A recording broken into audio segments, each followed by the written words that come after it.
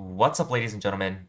Chen here, bringing you guys another video. Today I am going to bring you guys a very special video where I will deep dive into my own gameplay, and I will be basically just coaching you how to absolutely take over games and kind of thought process behind what I'm doing. So this video is going to be how to 1v9 with Akshan, what I'm thinking, how I want to play throughout, etc., etc. So if you're excited, make sure to smash the like button. Let's get started. So first and foremost, I am using insights. This is kind of how I'm going to be utilizing my... if you guys want to see future videos like this, basically insights record every single game I play, so you guys have my POV. So we're going to be doing it here. First and foremost, before we even start, I do want to preface that my jungler was tilted from champ select, so this is basically why you can see that I muted him. And yeah, so basically that is a knowledge that is actually pretty crucial. If you know your jungler is tilted, you kind of want to either play towards them, or if they're just turbo griefing, then play away from them. So first, before we even start, I do want to look into the Akshan versus Silas matchup. So I'm going into this video assuming you guys don't know too much about Akshan, or if you do, I'll just explain the basics. So this matchup it used to be extremely Akshan favored, but I feel as if durability patch, everything else, Silas has actually been slowly rising in terms of just being able to deal with Akshan. It actually has slowly become a skill matchup. So knowing that, obviously there are three types of matchups. One, there are rolling matchups where you absolutely destroy. There's two, which is skill. And then there's three, which is losing. So under the category, this is going to be a skill matchup. Now for Akshan, this is very specific, but Akshan actually doesn't necessarily lose many lanes in the sense that his early game is alleviating a lot of his losing matchups, right? So think about losing matchups like Zed, Kiana. Those are known Yasuo Yone as well. Those are known counters to Akshan, but only if they reach mid to late, right? So just keep that in mind. So this is still a skill matchup in the sense that you have to be able to dodge his E, and or like if you're both on an even playing field and he starts getting items, he will actually start beating you. So that is why it goes under the skill matchup. Now, how you want to approach a skill matchup is going to be obviously dependent on what that champ is. A lot of champs like Silas are going to start E, which is basically an all-in. I'm just going to pause this real quick. There's going to be a lot of talking. This is going to be a very long video, but I feel as if it's good demonstration. So take a good portion of your day and just watch if you truly want to learn and master Akshan. So as I was saying, champs like Silas has one ability, which for Silas it's mostly his E, which is his most committal tool. And if we go back to the mid lane in a second, right, let's say he E's inwards, then he has no way of running back, is basically the concept. And then as Akshan, you want to punish this, and also you can punish this by starting E, which is what I'll do here. Furthermore, I don't want to dive too deep into this, but this is just a super basic Raptor ward. If you suck at warding or you're lazy at warding, Raptor ward is always going to be a pretty safe bet. So you're gonna see I try to auto him as many times as possible whenever he goes for an auto attack. Before this, I don't actually know if he starts Q or E. He can start Q to kind of nullify what I said earlier about his committal spell. But if he does start Q, then you have full reign to go in with E. So you just want to look for auto, etc. But if he starts E, he can actually chunk you a little bit if you're just like standing out in the open and he gets double E, right? If he gets two E's, he can actually semi-outtrade you. It's not favored for him, but it's not terrible either. So that is why I'm not committing too hard. He hasn't thrown a single ability out yet. So I'm giving him a little bit of respect. And then now that I know he starts Q, then I can start really utilizing and applying pressure. So Something you want to get used to when playing Akshan is posturing aggressively. Your wave should almost always look like this, by the way. This is just a side note. Your wave should almost always be slow pushing into them, just by the nature of how Akshan works. So you're going to see how I utilize that.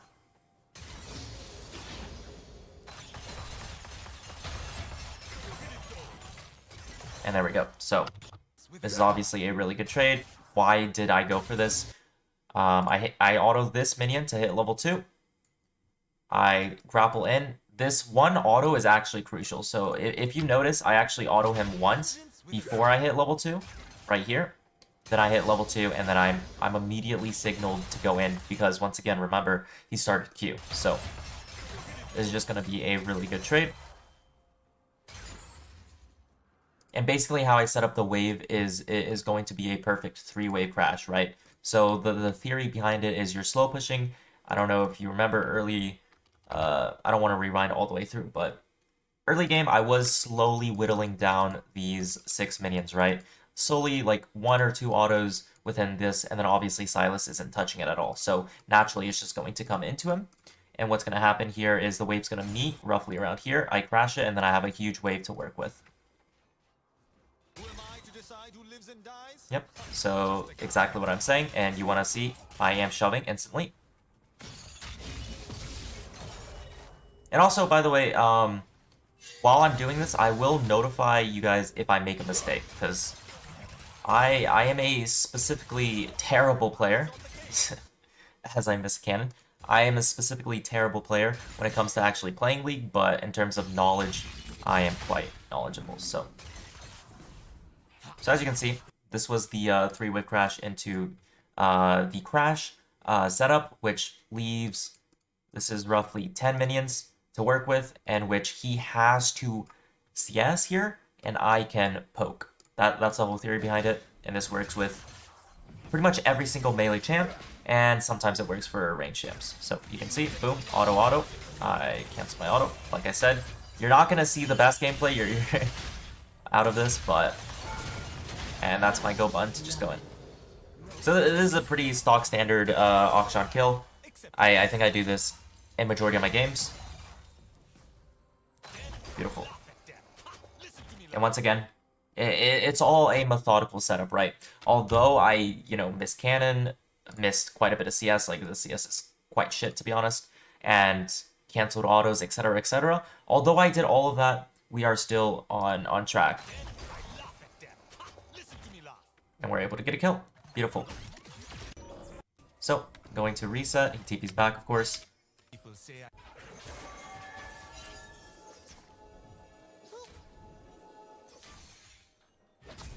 And so once again, as I said earlier, Lilia is tilted. So, like, for example, if she takes a random fight, it's pretty critical for me to be there, even if it's a bad fight, just because if she's AFK, that kind of alleviates any chance of us winning.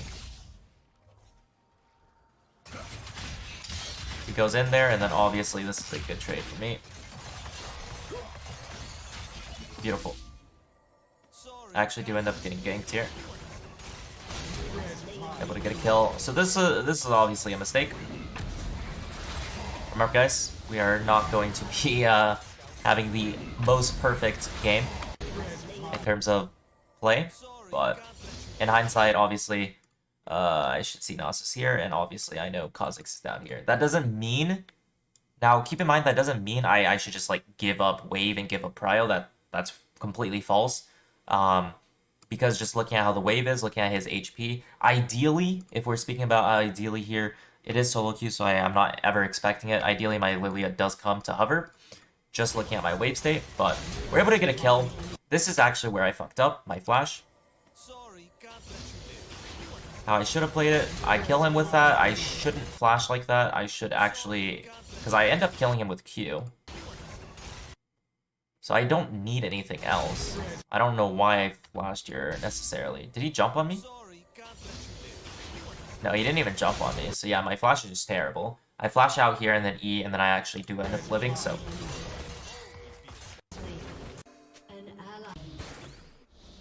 So... Also, another thing you guys are going to learn through this video is communication skills. You're going to see I am going to be very annoying in the chat. And I do this quite often. It's because it is an elo where I can micromanage them. So once again, like I said earlier, I might not be the best player in terms of like mechanics, etc. But in terms of knowledge, I do know how to win games. I do know how to carry. So I type this. And yeah.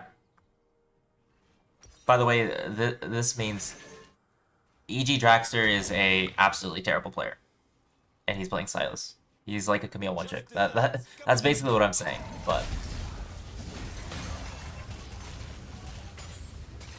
and if you remember, like if my jungler was playing for me, she would come and hover, and I probably wouldn't die. But so this is just a basic stock standard 1v2. I don't know what the fuck they were doing. I poke him out, and then I'm trying to ping to dive him, because he's 1 HP.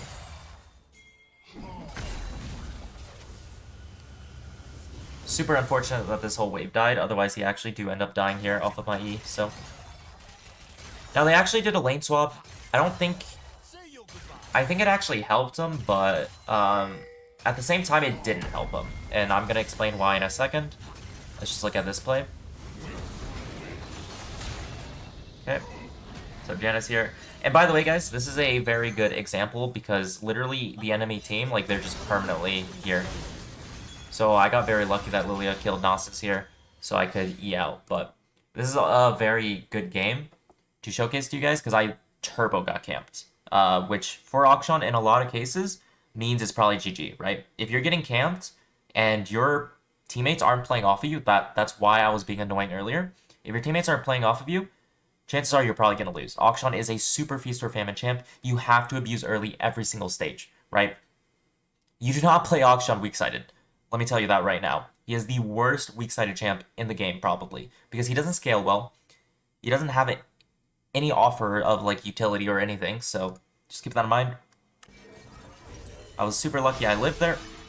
So, as I was saying, why I think the lane swap is actually bad for them is because... Like I said, they are camping me, right? So who's going to have more kill prio? Is it going to be Gnosis on me or Silas on me?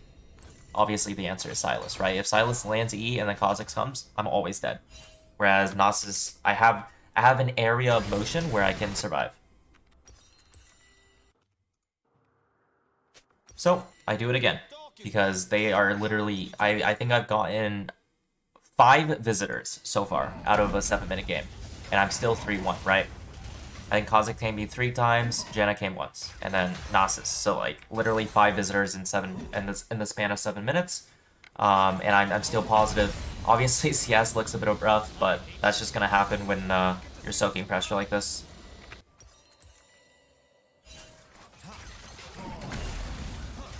So I'm not doing anything too crazy. I am now laning against Gnosis, which I cannot kill. So now we're just playing to shove and roam. And we have another visitor and another visitor. So you can kind of see how, like, this game's a little bit tilting, right? Quite the visitors. I got ganked, what is that, 7 times now? If we're counting, like, just human bodies. 7 times in 7 minutes. So I do a little bit joke here. Comedic relief. These guys are my largest fans. You guys will know that if you watch my Twitch. But I'm not sweating here, by the way. You guys can hear my comms, actually, which is another good thing about insights.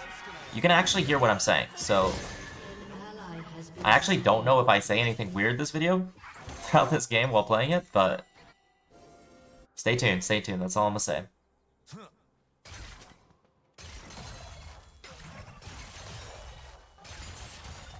So how I see Akshan is, I think he's a champ that has 2 phases, right? The first phase is bully your enemy laner as much as possible, in the sense that obviously you saw early, right? I pushed my lead to the maximum. I'm 3-2-1, which isn't bad. Pushed my lead, got a ton of kills, etc, etc. It's very good. The second phase of Akshan is roaming. I think the moment you switch from phase 1 to phase 2 is the moment you can't really reliably kill your laner, or it just wouldn't matter. So if you see here, he has cloth armor, ruby crystal. I suck at drawing squares, apparently. He has Doran's shield, ruby crystal, cloth armor, refill. Am I ever going to kill him? I can. I mean, EG Dragster, let's be honest. But is it worth the amount of time I'm allocating just to kill him, just to bring him 0-3? Probably not. So keep that in mind when you're playing Akshan and in your own games, right? Assess with killing the enemy laner is actually worth the amount of resources you're spending, right? And in this case, it's never going to be worth. So when you activate stage 2, you're literally brainlessly shoving mid and just roaming with W. And also phase 2 roughly starts when you have W at level 7. So that's also another telltale. So we roam, we get Drake. I see that they're fighting, so obviously I go for it. Let's see how I play this. Chen is actually just cock blocking me. And Kha'Zix is here. So, really unlucky. If we were to like bot review and give a reasoning as to why I died there, the most basic would just be I didn't see Kha'Zix, so I shouldn't go for that play. So I'm doing like critical analysis just for you guys. So like if you guys ever die like this and be like, fuck man, my team sucks, etc. There's always ways to pinpoint your own blame, right? I don't know where Kha'Zix is, period. So I just shouldn't go for this play. We're obviously gonna skip death timers and walking back to lane. If you're curious about itemization, I do have a video about it, but I'll just briefly explain it here. I pretty much almost always go Kraken into tier 2 boots. Actually, no. I go Noon Quiver into tier 2 boots or Noon Quiver into Kraken into tier 2 boots. It kind of just depends on my gold. Into Collector IE. That's my build every single game, pretty much. If you want a reasoning, it is the best snowbally build you can go. And once again, like my identity of Akshan, which I believe is the correct identity of Akshan, is he does not fucking scale at all. Don't play him like he scales, right? Because 80 carries that don't scale, like Draven, they fucking outscale the living shit out of Akshan. That's how you want to think about it. So ever since I think about it like that, I'm a lot more confident in my plays. I also carry a lot more games, but also I could occasionally int more games, right? If the enemy's just permanently in my lane and I can't create a lead, chances are I'm probably going to go 2-0 or 2-10, right? And it is what it is. That's just a part of playing Akshan. If you're playing Akshan to farm and coin flip kills, etc., you're just coin flipping. You're not taking games into your own action. Yeah. Like, you can carry quite a bit of games with this champion. You just have to play confident, and yeah. So once again, boop, dead. EG Draxer. I don't think I need to explain this kill.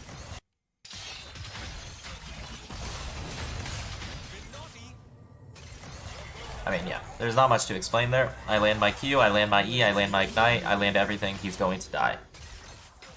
So once again, when I spoke about earlier how, you know, bring him 0-3, etc., weigh your resource that you're using, I didn't really... Akshan's main resource is time, right? How you want to think about it is, if you're going for this play, that means you're not going and impacting bot or top, which is obviously phase 2 of Akshan and what you really want to try to do. But how many seconds did I waste there? Like, let's be realistic, 5 for a downtime where he's dead for like 20. So then, when you start thinking like that, then it's actually worth. And like I said, the only reason why this works is because he's turbo win trading. I would never go for this if he was playing safe. So I recognize that this would just be a really quick kill. I wouldn't have to spend as much time as, you know, trying to kill him under tower, etc. So we're playing for plates here. That is because bot is pushed in, and top, I think they were just... top plate was finished. And also because I utilized my ulti and ignite there, so we don't want to overcommit to any plays. I see my Draven dies. Try walking over.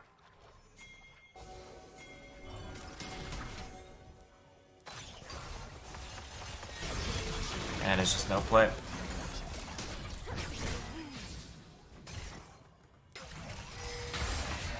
Super unlucky. She literally lives with 1 HP. Super unlucky.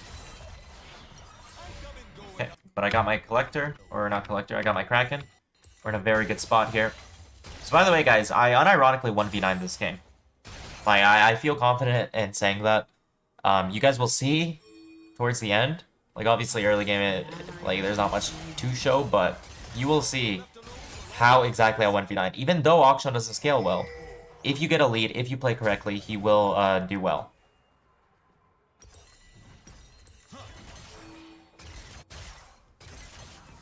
So, my Soraka dies. And yeah, my Soraka dies, which signals that we're probably just going to give this Drake. So that's why I go for the plate there. And I'm farming. Still farming.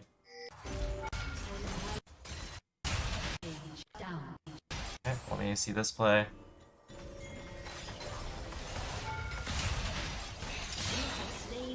Yep, pretty basic play. EG Draxer is what it is. So we can see clearly that they are funneling into topside, and they actually 3 die for 2, so it's fucking worth because I get so much top. My Draven is complaining very weirdly, saying Kha'Zix is only bot. Trust me, bro, that is far from the truth. Kha'Zix was mid probably all early game. He probably wasn't even clearing.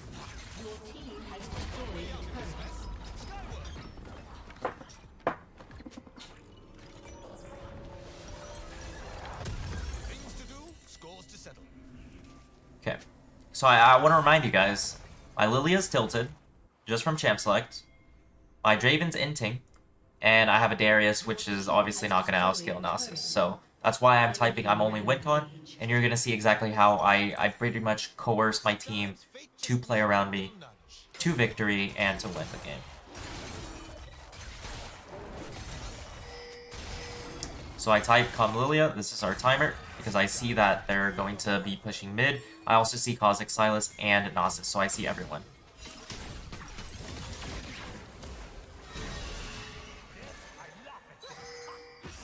And this was a beautiful play.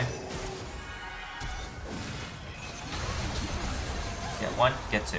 Boom. They actually TP here. Get another.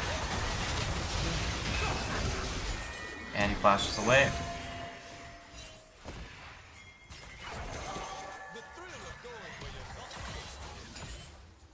Unfortunate those Raptors got aggroed, otherwise he dies to me. Which would have been a huge swing, but yeah. You guys can already see how I kind of 1v9 this game.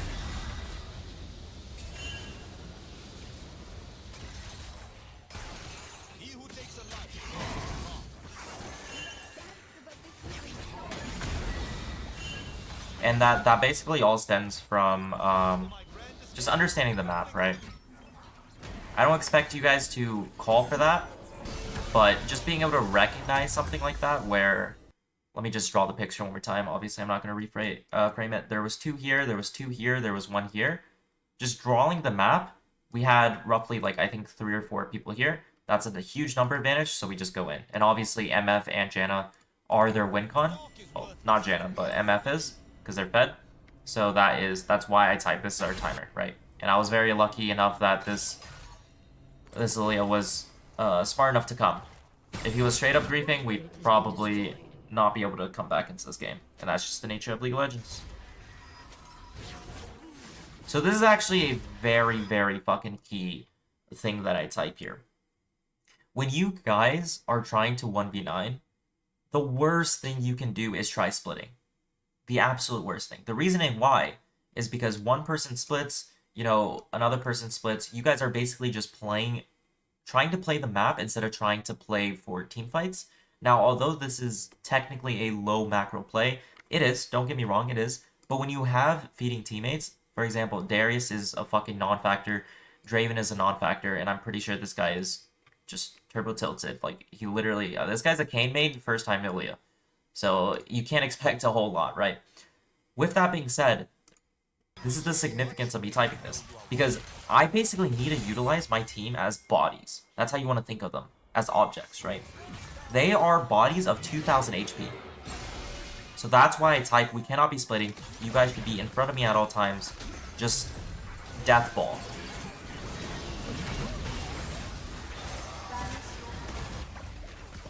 Okay.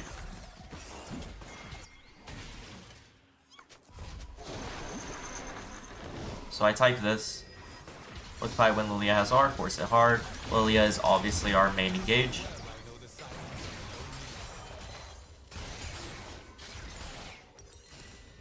Cool. So yeah, once again, I reiterate, when we all have R, we ARAM. Prep ARAM from Drake. This is honestly probably the only reason why we won, is because my team listened to me. Now, that's not to say you're, like, let's say you're lower elo and your teammates don't listen to you. That'll happen. I don't know. From what I've heard, from the low elo stereotype, I've heard they only love to ARAM, so maybe you guys are at an advantage, I don't know. But ARAMing is super critical here. Once they see me, it is too late for forgiveness.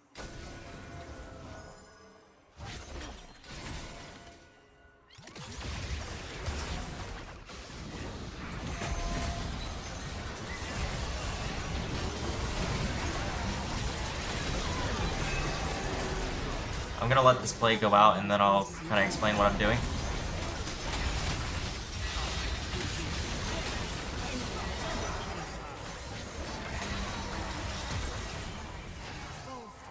Okay. I'll stop it from here, but yeah, you can kind of already see how Lilia's a fucking tilter. But I'll kind of explain my thought process behind what I'm doing here. Obviously, this fight, I think, ended up on a loss. Potentially, we ended up getting some kills, but basically my thought process, right? When you're playing Akshan, you want to think of yourself as the cleanup crew. So first and foremost, I'm hanging out in Viz, right? That's key. Very, very critical. I hang out in Viz until I see an opening, right? He walks too close. I unfortunately missed my Q, but I do end up ulting him. 90% of the time, you want to ulti to cause chaos. And that's what this ulti is, right? He wouldn't be popping his R if I didn't ulti him. Now, obviously, we know from rewatching this that he's far from death, right? He is so far from death. My ulti is never going to kill him ever, right? But it causes chaos, so he ends up ulting for some reason.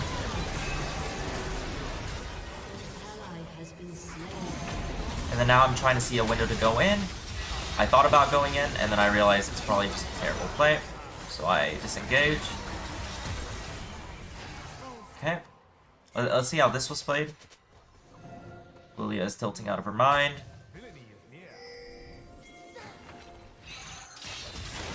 So Silas ends up going in here. Is a beautiful Raka ulti. Okay, so yeah, that was pretty much played as best as I possibly humanly could have. End up killing Kha'Zix, and then I end up dashing away. MF's Q just unfortunately hit us both, but you can already kind of see how I'm carrying these fights pretty hard.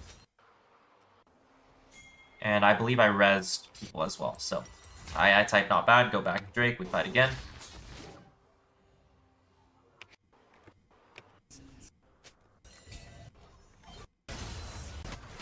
I type to stall for Lilia R because that is our main win con. I do believe they end up just giving this, which is really good. Kha'Zix ends up dying. Something about Akshan ulti, by the way, if someone dies, his R goes back on cooldown, right? So the reason why I ultied him here is, let's say, obviously he probably had a jump in to try to steal for that, but maybe he flashes away. That way I have all of my R charges, right? Because R charges up. And then I can just fire. So there is no penalty to just pressing R and holding it like this. It goes back on cooldown for 5 seconds. I type Baron now. You end up picking a fight here. I get Gnosis. I ulti to once again cause chaos. And then we go Drake. Baron. Should be able to get this, I believe. Oh, there's a fight here.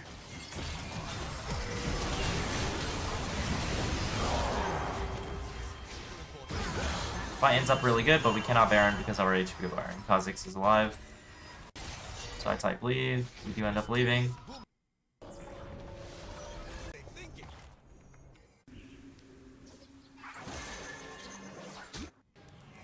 Nagging conscience of mine.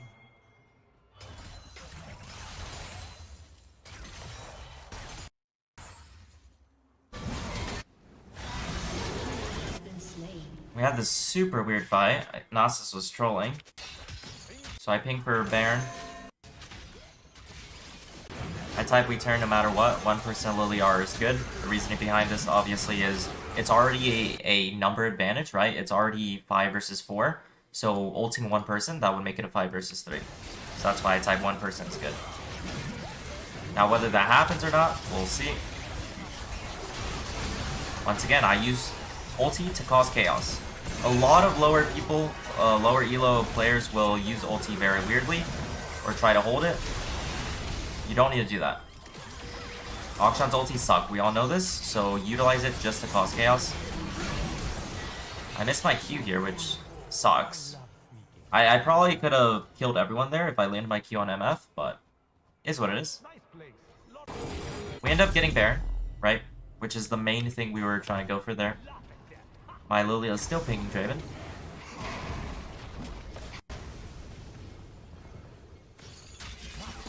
Guys, you might think this game is looking almost done.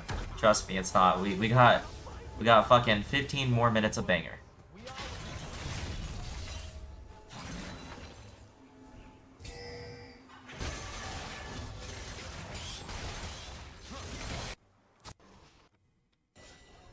So right now, I'm just running around the map.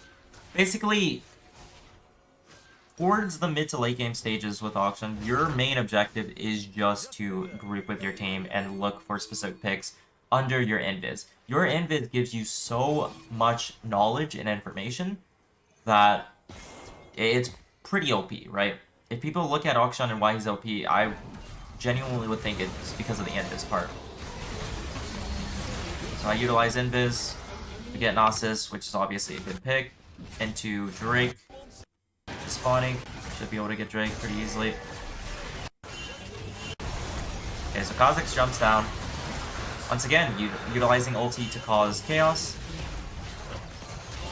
I think back because Draven ends up dying. Let's see how this was played. I burst Kha'Zix.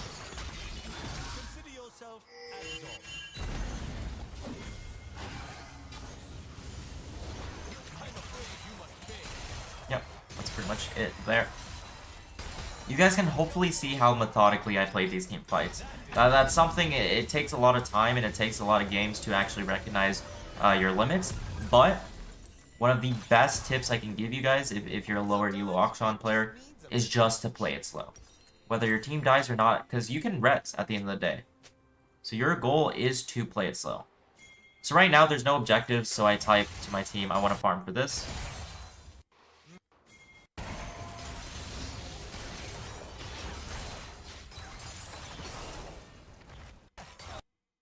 Which I'm able to get.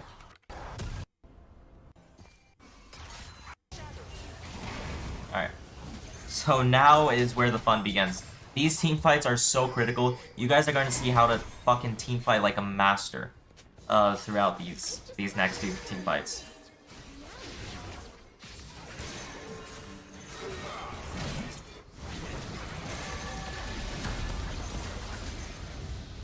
Nothing goes on here.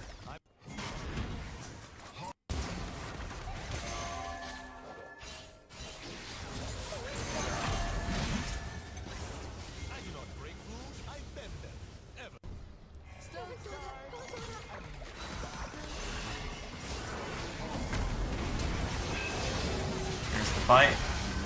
He goes in stasis. I jump in.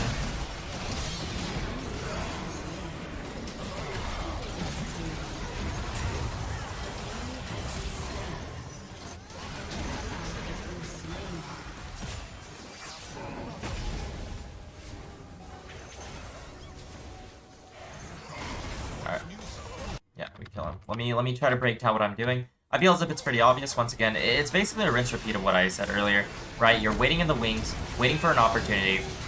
My W gave me knowledge that there's people here, so we do have a number advantage for this immediate fight, which is why I force this so hard. I jump in, flash over the Janna Q, was able to kill Silas, utilize ulti once again to cause chaos, and then we just end up chasing afterwards. Once again, remember what I said earlier. It's fine if your team dies, because, look, you can just res. I just res my Darius, and now we have a man advantage. tried getting MF here. Wasn't able to. I actually type N here, which is funny because we still got 10 minutes of bangers here. So of course we weren't able to end, but I type do not greed, they have gold. I believe we actually end up greeding here off of TP, yeah.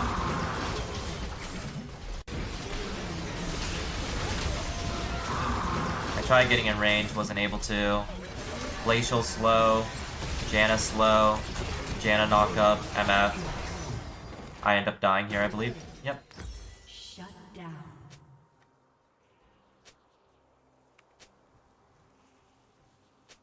Yeah, so that was just... Obviously, I typed do not greed, and then we greeted. Happens. We should have left 10 seconds earlier, and then that whole play would never happen, but it's all good. So they end up getting Baron here, which at this stage of the game doesn't actually matter. Whenever you play at... After like 30 minutes, it's basically one team fight decides the game. So... Or one decisive team fight, I should say. Because obviously there's quite a bit of team fights going on, but... If you, like, kill 3 people, you're probably just gonna end the game. Especially with an open Nexus, so... Unfortunately, my beautiful Lilia, who's definitely playing to win this whole time, ends up dying. Which is terrible, but... I was able to pick off Kha'Zix.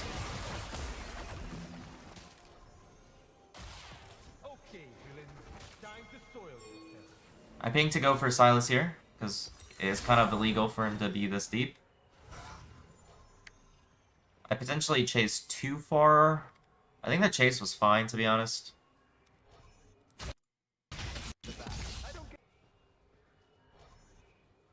He tries backing here. He just bought too much time.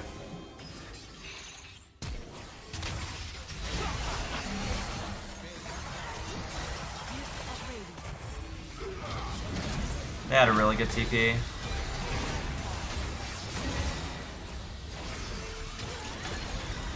Soraka ends up dying. So that was just a really, really unlucky play. We end up killing Kha'Zix though. He jumped in, he insta-died. So you can kind of see how my teammates are, how these two beautiful souls have been at it all game. My Draven splitting top for no reason, but it's all good. So yeah, that whole play, whole execution was honestly terrible. My E was terrible, which is the only reason why he actually lives, but... You guys can see how patient I am, alright? I am patiently drawing. Patiently looking for my timer to go in.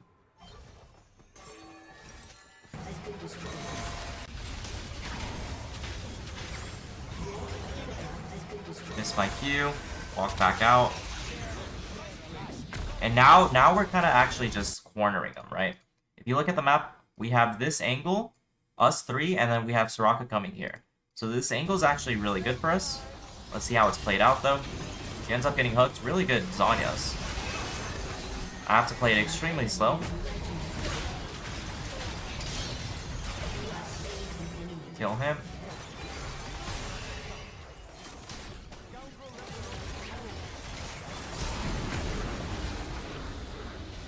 I got her flash and her exhaust. So, holy shit, she's level...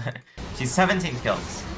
So you guys can kind of see how intense this game was. She's 17 kills, I'm 15 kills. It was basically whoever could carry better or harder wins this game. So I used ulti to cause chaos. My E actually went to the wrong wall. This was super unlucky. I shouldn't have W'd here. Like I said earlier, I'm going to make mechanical mistakes. I feel as if... I mean, we probably wouldn't have ended even with me alive, but still. Still not bad. Not terrible.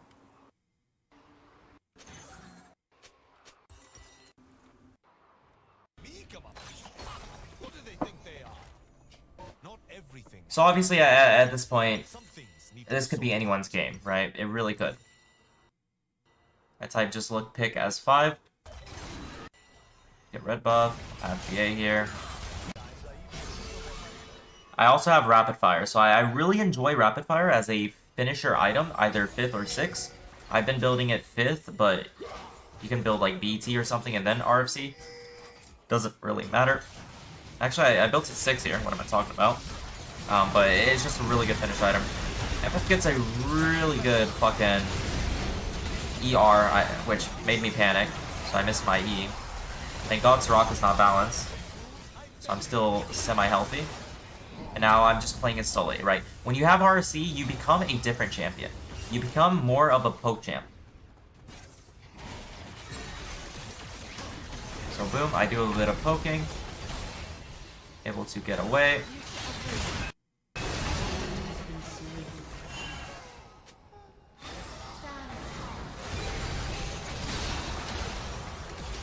I killed Kha'Zix, which ended up rezzing Lilia. Welcome back.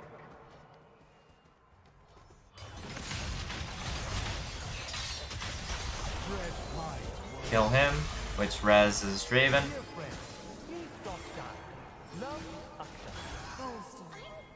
And now we have a mana advantage to do Baron.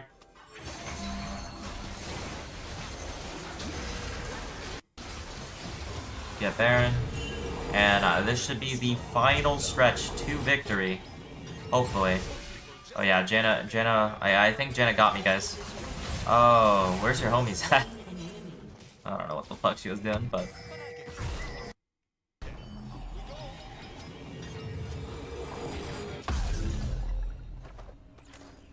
This is actually dark tech. I need more testing because I've never really tested it. I think PD is not bad here as a 6 item to sell boots. I probably should go practice to and actually see the math itself, but I don't know. I did it this game. I'm quite rich, so.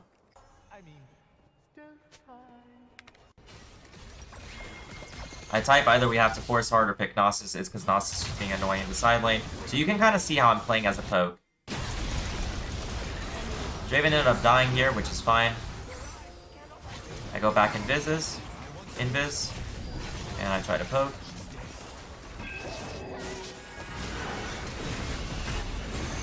I try to ulti Silas with word. Just playing really back. Kiting. Auto. Killed everyone. I don't believe I get a Penta. Yeah, EG Draxter, I mean... He solo dies to me 20 times, but doesn't give me Penta. Fucking EG Draxter. Well, there you guys have it. I actually am surprised I didn't say anything throughout this whole game. I thought I said some random shit. I was pretty certain I did, but anyways. There you guys have it, ladies and gentlemen. 23 kills. Let me see if I can pull up tab at anywhere. Did I press tab anywhere? Yeah, I pressed it here. Can I pause it though? Is my pause game good? Alright, my pause game is shit, but whatever. We had 23 kills. I think MF had like maybe something like 17 kills. This was an absolute insane 1v9, guys. Obviously, for some of you in chat who's like, oh, but Soraka helped. Oh, Lilia helped. I understand that. The term of 1v9 is just basically you being under the spotlight, though, alright? And this was definitely one of those games, right? Obviously, I'm hoping a Soraka can heal me towards the mid to late game to be useful. Obviously, I'm hoping Lilia can press her R button, but this game would not have been won without me at all, and this was an absolute intense fucking carry. Hopefully you guys learned something. Hopefully you guys enjoyed the video.